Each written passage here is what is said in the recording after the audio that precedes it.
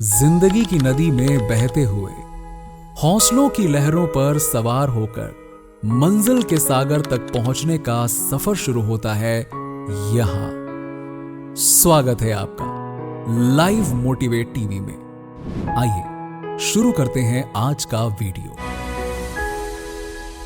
कहा जाता है कि जिंदगी सबको दोबारा मौका देती है। सही है ना? इस बात का सबसे बेस्ट एग्जाम्पल विल स्मिथ है।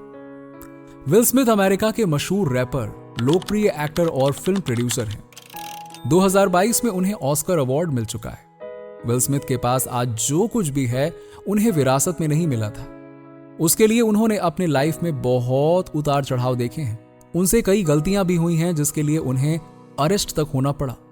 लेकिन अपनी इन गलतियों से विल स्मिथ ने बहुत कुछ सीखा और सेल्फ डिसिप्लिन होकर उस पर काम किया।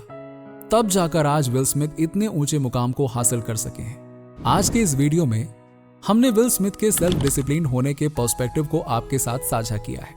विल स्मिथ ने तो इसे इंग्लिश में नरेट किया था, लेकिन हमारी मातृभाषा तो ठहरी हिंदी है ना, इसीलिए हमने इसे हिंदी में अनुवाद किया है, जिसमें शब्द विल स्मिथ के होंगे लेकिन आवाज मेरी होगी। तो चलिए वीडियो को शुरू करने से पहले चैनल को सब्सक्राइब कर लीजिएगा, क्योंकि ऐसी वीडियोस हम आपके लिए लेकर आते रहते हैं। तो चलिए वीडियो शुरू करते हैं। 99% लोग अपने सपनों को हकीकत बनाने के लिए वो मेहनत नहीं करना चाहते हैं जो जरूरी है। नौसैनिकों की कहावत है कि हर कोई स्वर्ग जाना चाहता है, लेकिन कोई भी मरना नहीं चाहता। किसी भी सपने को हकीकत में बदलने का सबसे अहम आधार सेल्फ डिसिप्लिन है। खाना खाना सिर्फ हमारे शरीर से जुड़ा नहीं है, बल्कि वो हमारे दिमाग से भी जुड़ा है। शरीर सिर्फ हमारे दिमाग के कमांड्स को फॉलो करता है जो हमारे फायदे के लिए होते हैं। हर दिन हम कई फैसले लेते हैं जो कभी कभार हमारे लिए ठीक नहीं होते हैं, जो हमारे फायदे के लिए नहीं होते हैं। जिंदगी में अक्सर ऐसा लगता है कि दुनिया हम पर हावी हो रही है। दुनिया हमसे लड़ाई करना चाहती है और हमें नीचे गिराने की कोशिश कर रही है। लेकिन ऐसे में क्या हम अपने सपने को पाने के लिए खुद को रोक लेंगे? और मुझे लगता है कि सेल्फ डिसिप्लिन शब्द को थोड़ा गलत समझा गया है।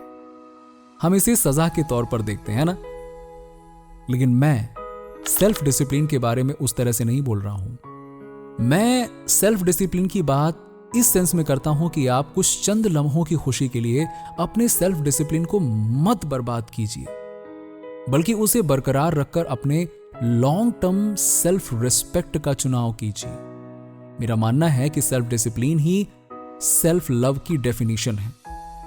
जब आप कहते हैं कि आप खुद से प्यार करते हैं, तो इसका मतलब है कि आप अपने प्रति ऐसा व्यवहार करते हैं जो प्यार भरा हो। सफलता का असली केंद्र सेल्फ डिसिप्लिन है। अगर आप अपने मन पर काबू नहीं पा सकते हैं, तो बाहरी दुनिया को जीत पाना मुश्किल है। सेल्फ लव तब होता है जब आप खुद से कहते हैं, सुनो, मुझे पता है तुम दोनों में अच्छी दोस्ती है, तुम अच्छी तरह साथ मिलते हो, लेकिन हां, वो तो तुम्हारी गर्लफ्रेंड की बहन है। तो मैं तुमसे यानी खुद से इतना प्यार करता हूं कि खुद को ऐसा करने नहीं दूंगा। ये ऐसा है जैसे आप खुद से कहते हैं, यार मुझे पता है मुझे वो पिज्जा खाने का मन है और ये स्वादिष्ट होगा, लेकिन मैं तुम्हें खाने नहीं दे सकता, क्योंकि उस पिज्जा को खाने के बाद तुम्हें अच्छा नहीं लगेगा। अपने आप से कहना, ये मुझे तुमसे इतना प्यार है कि मैं तुम्हें ये पिज्जा नहीं खाने दूंगा। बस यही इसी को कहते हैं सेल्फ लव। खुद से प्यार करना यह भी है कि जब सोमवार को टेस्ट हो और तुम्हें दोस्तों के साथ शनिवार की रात घूमने का मन है, लेकिन अगर तुम फेल हो गए तो तुम्हें अच्छा नहीं लगेगा। इसीलिए मैं तुमसे इतना प्यार करता हूं कि आज रात तुम्हें बाहर नहीं जाने दूंगा। सेल्फ डिसिप्लिन ही सेल्फ लव है। अगर तुम खुश रहना चाहते हो तो तुम्हें खुद से प्यार करना होगा। इसका मतलब है कि अपने आप को संभालना सीखना होगा। सच्चा सुख उसी रास्ते मिलता है जहां हम अपने व्यवहार पर कंट्रोल रखते हैं। अक्सर हम अपनी अहमियत दूसरों की नजरों से तय करते हैं, लेकिन असल में यही तो असली आत्मसम्मान नहीं है। आत्मसम्मान हमारे बारे में हमारे खुद के विचार होते हैं, लेकिन अक्सर हम गलती करते हैं कि हम दूसरों को यह तय करने दें कि हम खुद के बारे में कैसा सोचें। यह ऐसा है जैसे आप एक टूटे हुए शीशे में अपना चेहरा देख रहे हो और फिर उस टूटे शीशे के हिसाब से अपना चेहरा बदलने की कोशिश कर रहे हो। लेकिन ये तो सिर्फ दूसरों की राय है। खुद के बारे में कैसा महसूस करना है, यह हमें ही तय करना चाहिए। यह मायने नहीं रखता है कि किसी चीज के टूटने का जिम्मेदार कौन है, लेकिन उसे ठीक करना हमारा ही फर्ज है। उदाहरण के लिए, अगर किसी को अपने पिता के व्यवहार से दुख हुआ है तो यह शायद उनकी गलती नहीं है, लेकिन खुद को आगे बढ़ाने और इस चक्रव्यूह से निकलने की जिम्मेदारी उनकी ही है। आपकी जिंदगी को आगे बढ़ाने की कोशिश करें।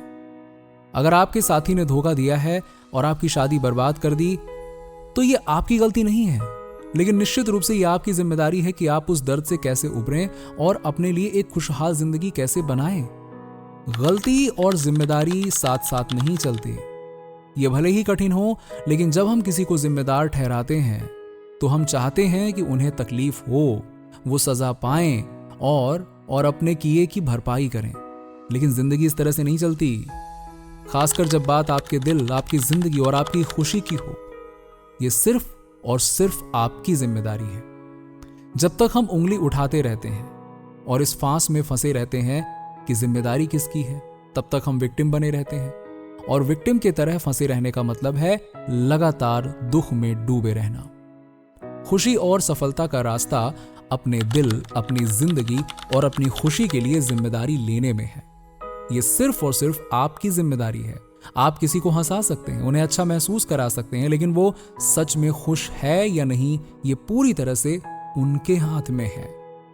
किसी के साथ समय बिताने का मतलब है कि वो आपको इंस्पायर करे और आपकी जिंदगी में रंग लाए। वो आपकी आग की लौ को जलाए, उसे हवा दे। जरा अपने फोन की आखिरी 5 मैसेज देखिए तो देखिए ना, क्या वो लोग आपकी आग की लौ को बढ़ा रहे हैं या आपकी चिंगारी बुझा रहे हैं?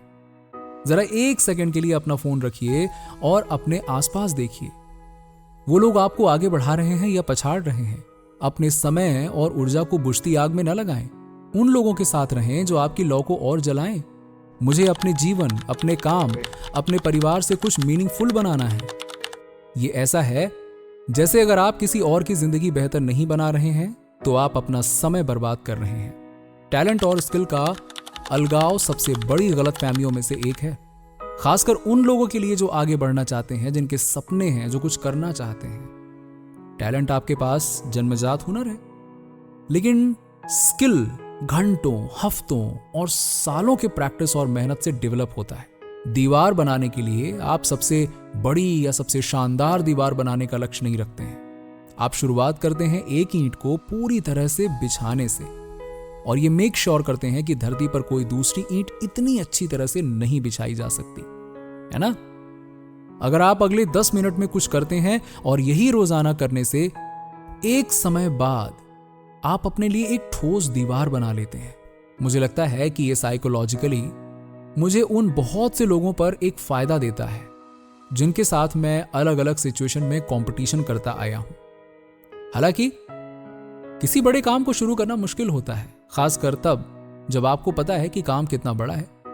मेरे लिए यह सिर्फ एक कार्य नहीं है, ये हु आई एम की डेफिनेशन को बताता है और साथ ही साथ who I want to be को भी रीडिफाइन करता है।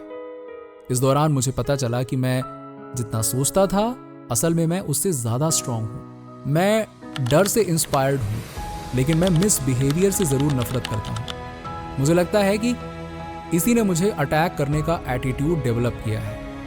लेकिन सवाल ये उठता है कि डर किस काम का? ये वही सवाल है जो मैं खुद से पूछता हूं। क्यों डरना जरूरी है? क्यों जरूरी है खुद को रोकना? बस डर को अनदेखा कर आगे बढ़ते क्यों नहीं? कार में आप डरते क्यों हैं? नाश्ते का आनंद क्यों नहीं ले पाते?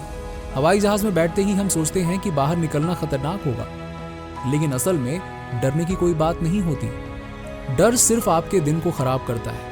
हाँ, जिंदगी में कुछ सबसे खूबसूरत एक्सपीरियंस उन्हीं पलों में मिलते हैं जिन्हें हम सबसे ज्यादा डरावना समझते हैं। भगवान ने जिंदगी के सबसे बढ़िया तोहफे डर के उस पार छिपाए हुए हैं।